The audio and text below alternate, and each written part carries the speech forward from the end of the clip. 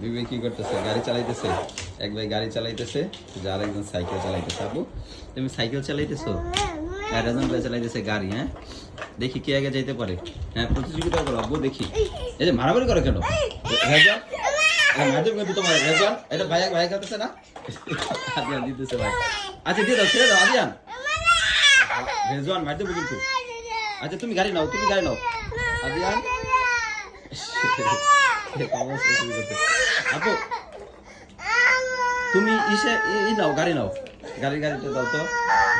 রেজওয়ান, এই যে রেজওয়ান কিন্তু যখন পচামি করতেছে, দুষ্টামি করতেছে, এটা কিন্তু আদিন নিয়ে খেলা করতেছিল সাইকেল দিয়ে।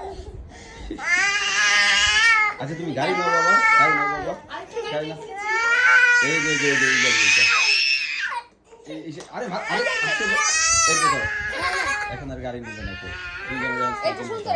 এই যে কিভাবে ঝগড়া শুরু করে। রেজন হচ্ছে বেশি পচা।